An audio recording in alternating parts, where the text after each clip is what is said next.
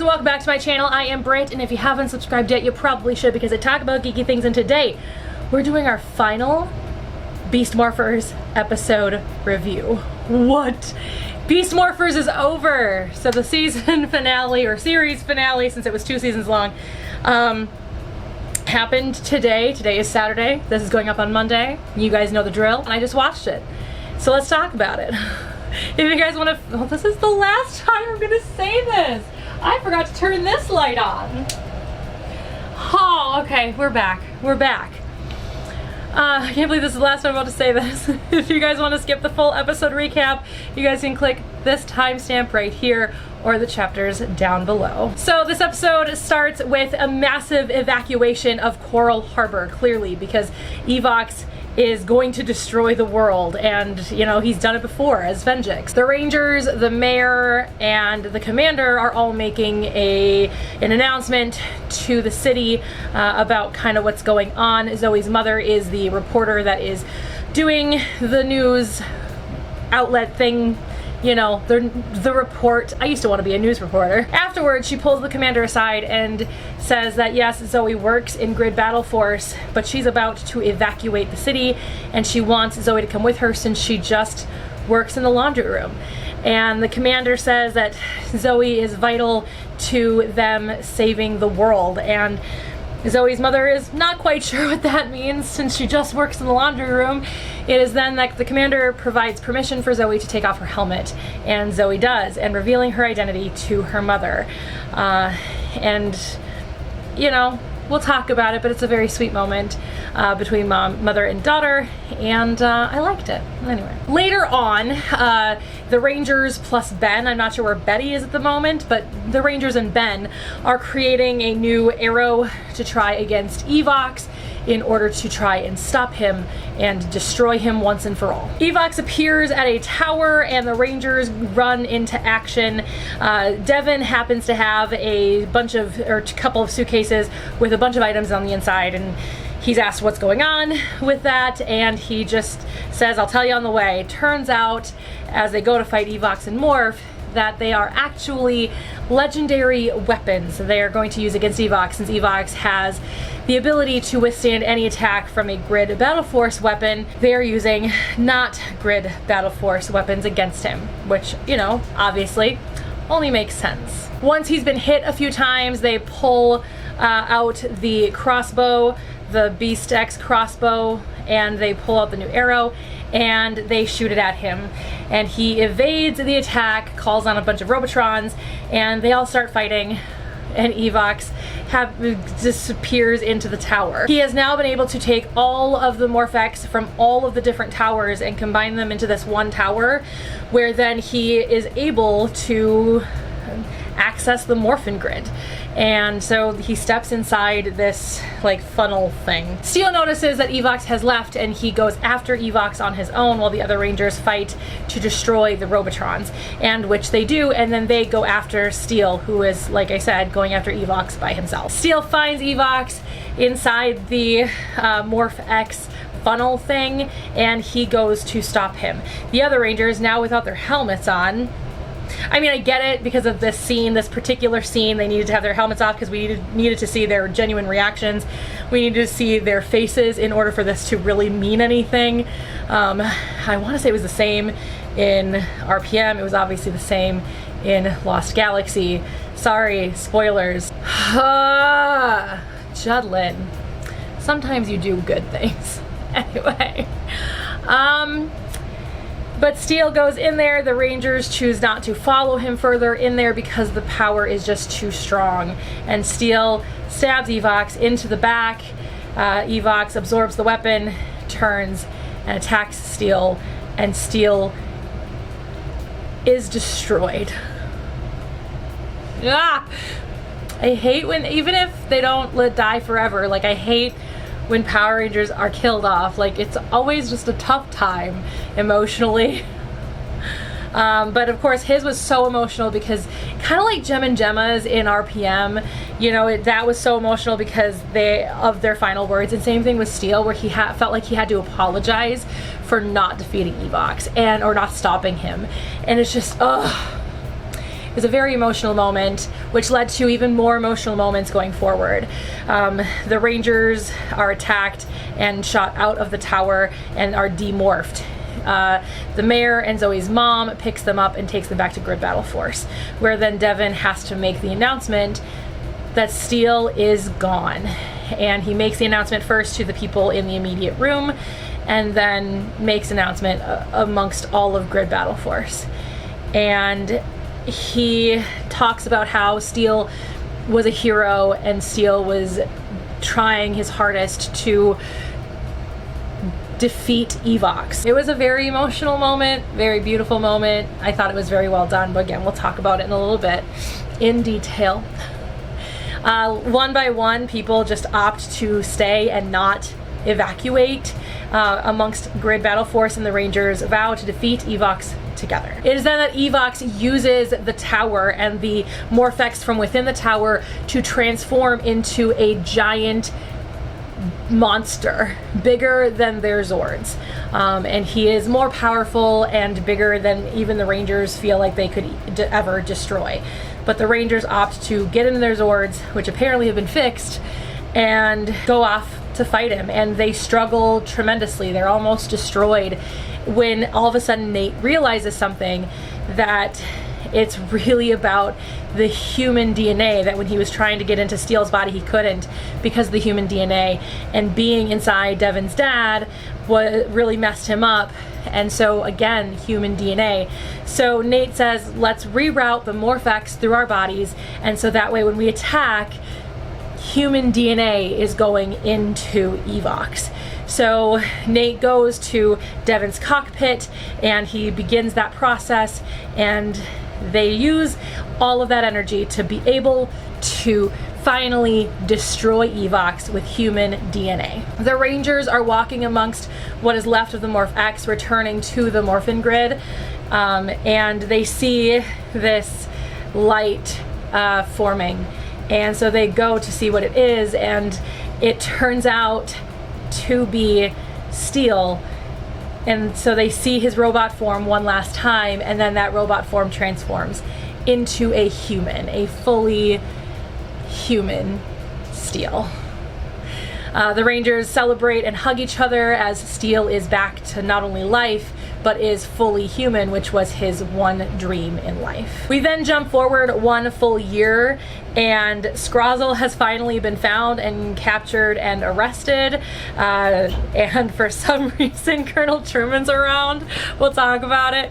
I'm not saying that is a bad thing. I love this. We'll talk about it, because obviously we're tying this directly back to RPM, so it's a big deal, and I was kind of surprised by it. Like, I just kind of sat there with my jaw dropped. I think I may have missed some stuff in that time frame, because I just was so enamored by the fact that they're tying it even further to RPM. I love it. Anyway, moving on. Devin is now the commander. There is something going on. We're not quite sure what it is yet, but they are calling the team back together, and now Ravi is painting Roxy and teaching his mother how to paint, essentially, who is now a general, and they are now called, or Ravi is called, so he leaves. Steel is now an actor, an action star, I guess, and Blaze is his stunt double. He is also called back to the base for this emergency. So he gets back to the base and morphs, and turns out that they are just throwing him a surprise birthday party, because it has been exactly 1 year since he was born into his human body, and so they are celebrating his birthday, his very first ever birthday that they get to celebrate. And they celebrate, they dance to the song that Steel sang, that it's great to be human, and Steel has realized that there are no further wishes that he has in life, because he has the one thing he always wanted, which was to be fully human. And that is how Power Rangers Beast Morphers ends. That's wild. It felt like forever ago that I started, but it also feels like just yesterday that I started these episode reviews. And I don't know what to do with my life now. Like, it was one thing, it was so different. So different when it was the end of season 1 because I knew that season 2 was coming and that we were going to do this again. And I know that I'm not going to do this for Dino Fury because there is no way I can. I'm still going to do live streams, don't worry, we're still going to talk together about it. So stay tuned for that. But at the end of the day, like, Beast Morphers is over, you guys. Wow. All right, let's talk about how I felt about it. If it wasn't clear by my stature, I'm very tired. It's actually my bedtime right now. Today got away from me. Anyway. But also, I genuinely enjoyed it. Like, I genuinely enjoyed this one. I genuinely enjoyed the last one. Like, this finale has been building up so beautifully, and I just have really honestly enjoyed it. It was great to see Roxy one last time. It was great to see Blaze one last time. I kind of wish that they were part of the party. Same thing with the commander slash now general, but you know, can't get nitpicky. They weren't really part of season 2, Blaze and Roxy that is, except for the robo versions of them who are now obviously now destroyed. But it was absolutely just a fantastic end to Power Rangers Beast Morphers, and I genuinely loved it. So specifically, what did I like about it? I loved the drama. So I may hate when they kill off a Power Ranger because I have CPTSD and there is a trauma surrounding Kendrix's death in Lost Galaxy for me. It's just a thing I go through. So anytime they kill a Ranger off, it just kind of eats away at my soul a little bit. It triggers the response that I get from when I was 12 years old and watching Kendrix die. And experiencing a Power Ranger death for the first time. It also kind of triggers the Zordon death a little bit for me too, because obviously that was the first Power Rangers death I ever experienced. But yeah, so there's that. So things get triggered, obviously. The drama around it is absolutely beautiful. I felt like Steel's death was actually really fantastic. And I mean, I knew they were going to bring him back, because have they ever actually killed a Power Ranger off without bringing them back somehow? I don't think so. They haven't brought Zordon back yet. Zordon's actually gone forever. But he actually said, I'll be gone forever. So, actually, even though I knew it was Steel, there was this part of me, since it was the Morphin Grid and the Morphex, there was this part of me that was hoping that it was going to be Zordon's face, but it was not. Anyway, because I knew it was going to be Steel, but at the end of the day, like, I was kind of hoping, just kind of hoping. But yeah, so the drama around it was fantastic. I felt like that scene was very beautifully done. It was very reminiscent, honestly, of specifically Jem and Gemma's death, which of course Judd Lin wrote and Judd Lin produced, because he was running RPM at the end of RPM. So that was actually done by Judd Lin. This was also done by Judd Lin. And so I feel like it was just very reminiscent of it, and that death gets me every time. I did not shed a tear specifically for Steel, but my heart did wrench a little bit about it. And for some reason, I kind of thought it might happen, because there was this shot that I saw on Twitter yesterday where everybody was looking really sad, or not really sad, but like in distress. And I was like, ooh, I wonder if they're gonna kill off Steel. So I don't know why that popped into my head, but that was genuinely something that popped into my head. So I thought that that was interesting. But yeah, so I felt like that death was done very, very well. And I think the way they brought him back also was really, really great. Much better than how they brought back Kendrix, in my opinion. They cheapened Kendrix's death, to be honest. I mean, there are theories around what happened with Kendrix's death, that she didn't really die, blah, blah, blah, all this stuff. But anyway, you know, honestly, this was just a very well done arc for Steel in this episode. I really liked it. I really loved the fact that Steel was the one who was like, I'm gonna go and do the thing. So I thought that that was really great. I really appreciated that. But yeah, the drama around the whole thing was just really well done. I thought the acting was actually really good. And, you know, I've complained about some of these actors not being able to push themselves enough. Like Ravi, the guy who plays Ravi, you know, he has trouble like feeling the emotion and then, you know, portraying the emotion properly because of it. And then we have the girl who plays Zoe, who just feels too much. In my honest opinion, she's too theatrical with her feelings, but I felt like everybody did what they needed to do in this particular episode. I felt like it was just very, very well acted, very, very well done. I don't know why they couldn't have pulled this for the whole damn series. If they had been able to pull this particular feel for the whole series, the last 2 specifically episodes, the last 3 episodes, if they'd been able to pull off that for the whole series, this probably would have been my favorite Power Ranger series, honestly. But yeah, so I thought that overall, the story, the drama, the acting, absolutely fantastic. I felt like Zoe's reveal was really great because obviously we had an episode earlier on where Zoe's mom almost found out who the Power Rangers were, and she was like adamant about trying to make sure that that didn't happen, and they were so close to figure out who the Power Rangers were. And so the fact that she was able to reveal herself in the final episode, I thought was really great. I love Power Ranger reveals. I love when parents find out that their kids are Power Rangers, even when it's a villain like Wes's dad. I just really love when parents specifically get to find out that their children are Power Rangers. I love really any Power Ranger reveal. I don't think that there's a single Power Ranger reveal that I didn't like in the course of the franchise. So honestly, I really did like that scene. I thought that was a very touching scene. The fact that the commander was very okay with Zoe revealing her identity to her mom, you know, because that was such a thing that they needed to keep secret. But I thought it was very well done. I cannot believe I'm about to say this. I appreciate the use of Ben and Betty. Don't worry, I wasn't abducted by aliens. I really did say that. I am not drunk, I promise. No actor from the series is threatening my life, I promise. Do you want to see the scale of the room? Because I can certainly show you that nobody's here holding me against my will to say that. They didn't try to make them funny. Like, they just genuinely were just there, just fellow people within the community of the show. There was no silly antics, there was no slapstick humor, it just was there, and I really appreciated that. And I wish that while they still could have been, you know, comic characters, they could have been there for comedy. If they had just been this for the whole season, again, if they could have just done these last 3 episodes and had that be the whole series, been beautiful. It just would have been beautiful. So let's talk about Mr. Truman. Now, it was not Scott. It was not Dylan. It was not Summer. It was not Flynn. It was not Jem nor Gemma. It was not Ziggy.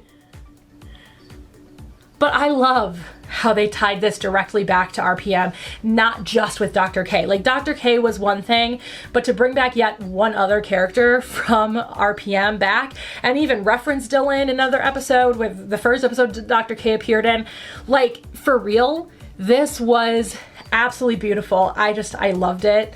I love that he was there. I love that he made a cameo. It just made my heart just pound. Like I said, my jaw was just dropped to the ground, and I think I missed some lines, maybe important. I don't know. It was the epilogue, like, probably not, but still, just loved it. I loved it. It was wonderful.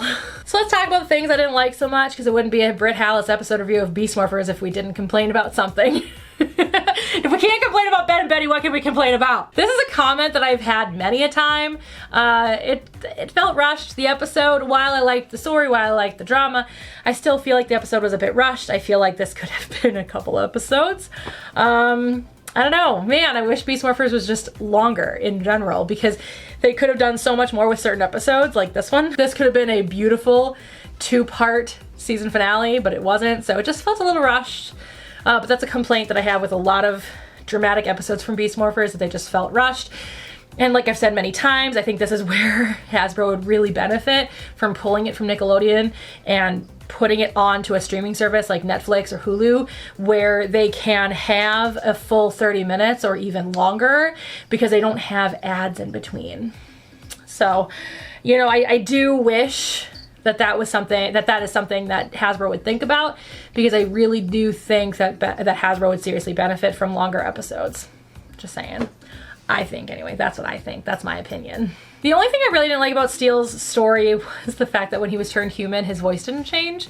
Now, mind you, I get it, again, like I said about the one where he becomes Nate for an episode, where he does that beautiful musical number, but I get that it's a kid's show and it's easier for kids to, like when I was a kid, like I said many times, one of the issues that I still have today with Rocky is hearing his voice come out of the Red Ranger suit, because obviously for me, and I think for a lot of kids, we associated the suits with the voices. And so not hearing Austin St. John's voice come out of that suit, though somehow I didn't recognize the fact that Tony Oliver's voice came out of Jason's suit at one point when they stopped doing post-production. They stopped going in for post and they stopped going in for ADR sessions. Fun fact. Anyway, so yeah, Tony Oliver had to voice match Austin St. John.